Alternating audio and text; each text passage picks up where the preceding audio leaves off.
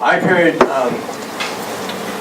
some good things here said today, but the problem is, what are we going to do now? And what have we done in the past? In the past, it's always been that the grid gets some kind of a rate increase. We're quieted by the fact that they might stretch out the payments. They're entitled to a profit. Every company that works in the state of Rhode Island, okay, is entitled to profit, but how much of a profit? And can we hold the grid totally responsible for what's going on? And we can, okay? We can hold the General Assembly, we can hold the governor, okay? Because I would like to ask the chairman, I didn't get her name because I got in here late, when did you receive the news of a rate increase? This particular filing was filed July 18th. Okay, and here we are, August 22nd, a month later, okay?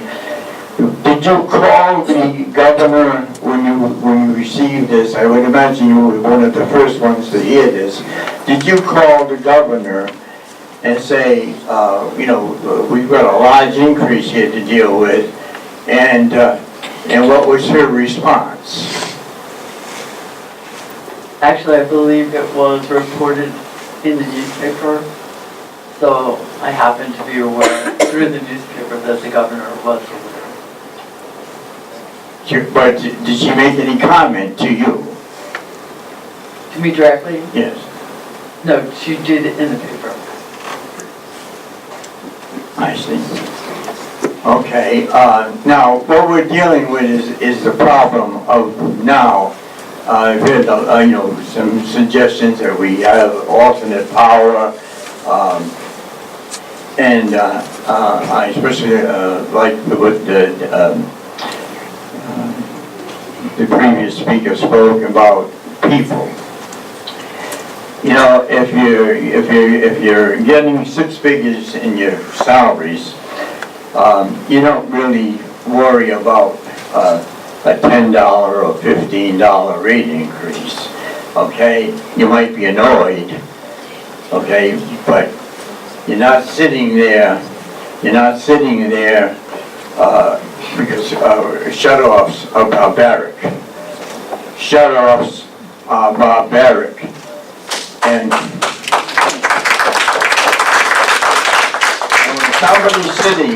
somebody is sitting in a home in August and it's 90 degrees and they've been shut off and they have no electric for their ice cubes, they have no electric for reading or watching television, that's a disaster.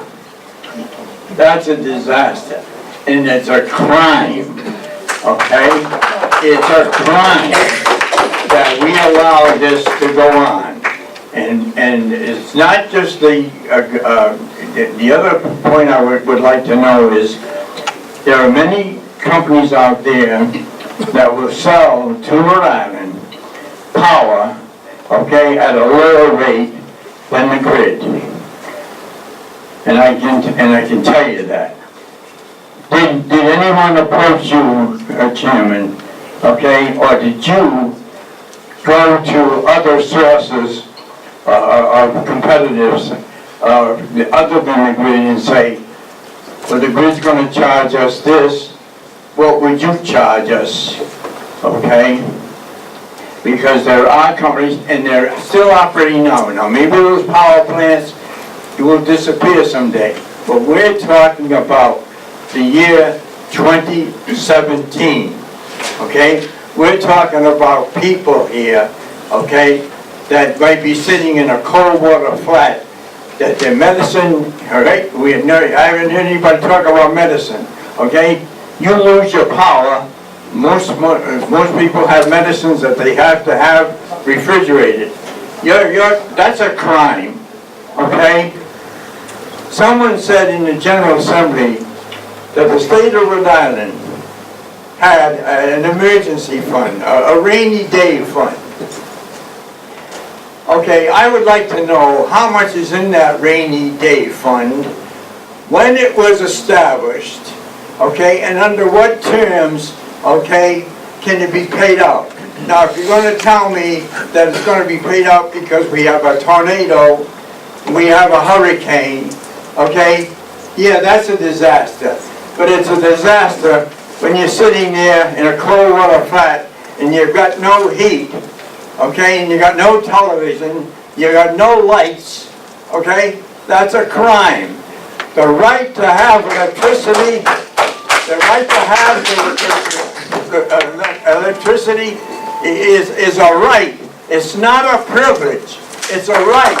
And the state of Rhode Island must step up and say, maybe some of that rainy day fund, okay, should be used, okay, to stop another rainy day fund that 30% of our state suffer, right? We've got 30% of our state that have some type of benefits, okay, that are living on the razor's edge, okay?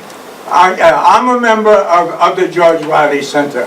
I'm a member of the Senior Agenda, and I'm proud to be a part of both of them because they're helping people who are not in a position to help themselves, okay? And there's a lot of, and I'm a veteran also.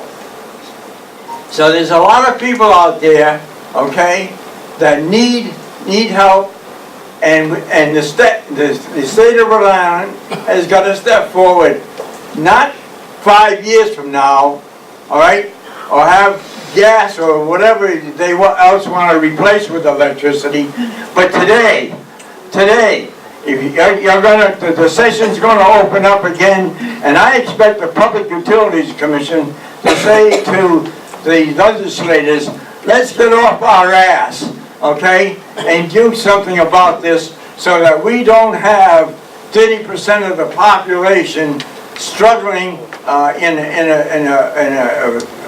a very serious matter. Thank you for your attention.